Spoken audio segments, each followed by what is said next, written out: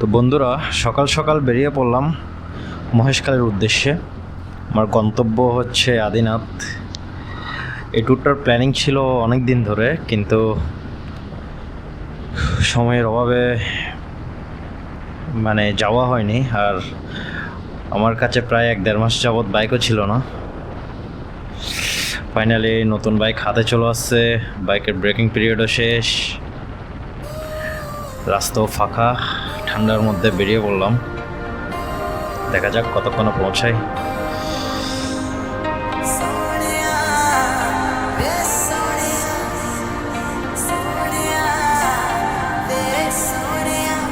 जदों सोनिया तू लेना मेरा नाम खलो जा उस था के फड़ मेरी बाँ सोनिया ले जा दूर। উঠে পড়েছি শাহমানত সেতুতে, চট্টগ্রামের সবচেয়ে সুন্দর সেতু বলা যায় এটাকে।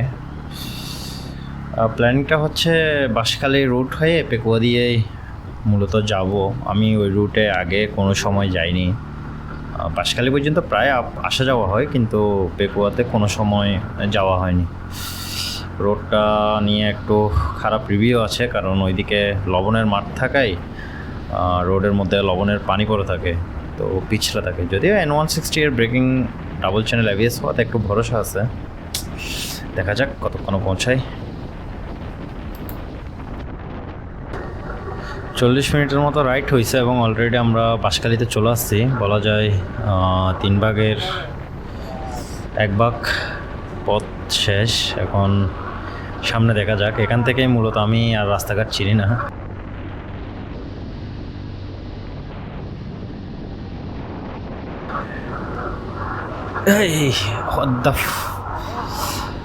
এই যে পিছন থেকে আসছি পর্যন্ত অলরেডি 4-5টা বিটের সাথে মনে হয় আমি মার খাইছি। একটা বিটেও মার্ক করা নাই, লিটল একটা বিটেও মার্ক করা নাই। N160 গাড়ির একটা বৈশিষ্ট্য হচ্ছে, যতক্ষণ চালাইছি এই যে ভারী হওয়াতে এই যে বিটগুলোর সাথে মার খাওয়ার পরেও বেঁচে যাচ্ছি।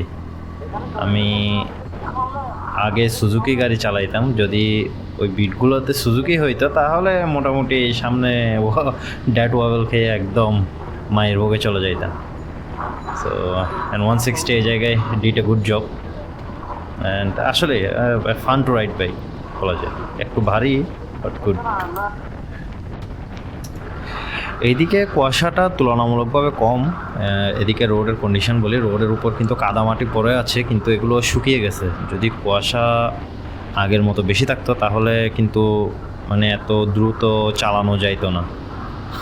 আর মেইনলি বাঁশখালীর টাইম বাজার পর্যন্ত রোডটা হচ্ছে, আমি অন্তত রাতে কাউকে সাজেস্ট করব না যদি আননোন পার্সন হয়, কারণ একটা বিটও কিন্তু ওখানে মার্কিং করা নেই, যে কোনো সময় দুর্ঘটনা ঘটতে পারে। আমরা পেকুয়া বাজারে ঢুকে পড়ছি, একটু ব্রেক নিতে হবে। আমার হাতগুলো পুরোই জমে গেছে। দেখি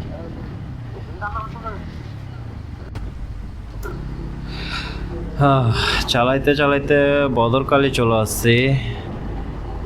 একটু টায়ার্ডও লাগতেছে, বাট মজাও বেশি লাগতেছে, কারণ রোডটা এত জোস। এই পেকুয়া থেকে শুরু করে এই বদরকালী মহেশখালী পর্যন্ত রোডটা অনেক সেরা একটা রোড। এটা বলতে হবে, একদম ফাঁকা রাস্তা, গাড়ি ঘোড়ার চাপও অনেক কম। নতুন গাড়ি তো আরও চালিয়ে সেই মজা পাচ্ছি। আর এদিকের পরিবেশটা হচ্ছে কি বলবো, গাছপালা চোখে পড়তেছে না, যত দূর দেখতেছি ধুধু লবণের মাঠ একদম।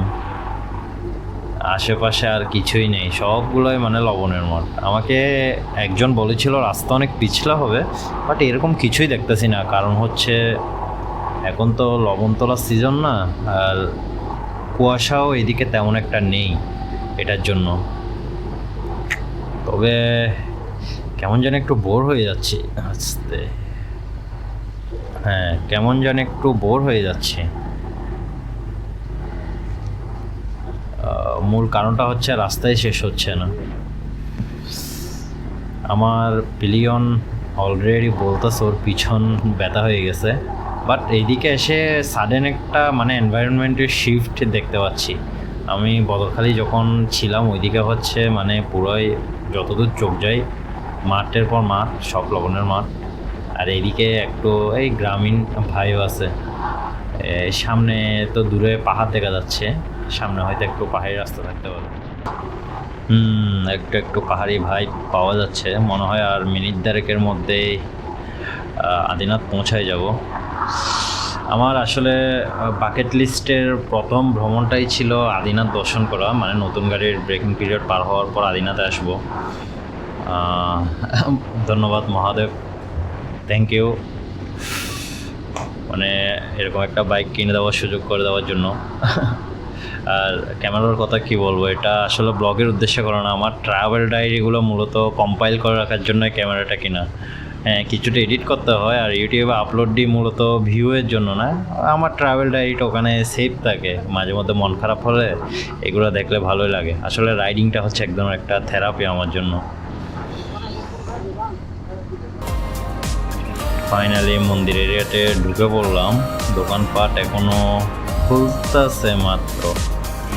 ওই যে ডান পাশে যেটা, এই যে ডান পাশে এই যে এই রোডটা দিয়ে গেলে ওইদিকে নাকি স্পিড বোট আছে, স্পিড বোটে পার হলে কক্সবাজার। ফাইনালি, হর হর মহাদেব। মন্দিরের ভেতরেরটা পরের ভিডিওতে, ততক্ষণ বাই বাই।